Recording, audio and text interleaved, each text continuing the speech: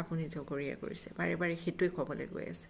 কিন্তু আপুনি পৰেশ ককাইটো এই ভিডিঅ'টো চাব যে শ্যামকানু মহন্তই যে কৈছিলে যে জুবিন গাৰ্গ তেওঁৰ হৈছে মেৰুদণ্ড, গতিকে সেই মেৰুদণ্ডডালক কেনেকৈ ৰাখিব লাগে সেইটো কথাটো শ্যামকানু মহন্তই জানিব লাগে, নহয়নে বাৰু?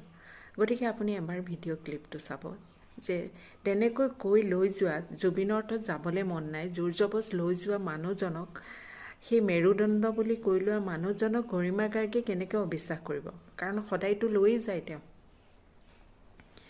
আৰু বিদেশত নিজে এনেকুৱা এটা অৱস্থা কৰিবগৈ আলৈ এথানি, সেইটোতো কেতিয়াও ভবা নাই। গতিকে আপুনি এবাৰ ভিডিঅ' ক্লিপটো চাব ককাইদেউ, যে আপুনিতো শ্যামকানু মহন্ত, সিদ্ধাৰ্থ শেখৰহঁতক দোষেই দিবলৈ বিচৰা নাই। গতিকে অৰ্ধাংগিনীগৰাকীৰ মনৰ খবৰ কোনে লয়?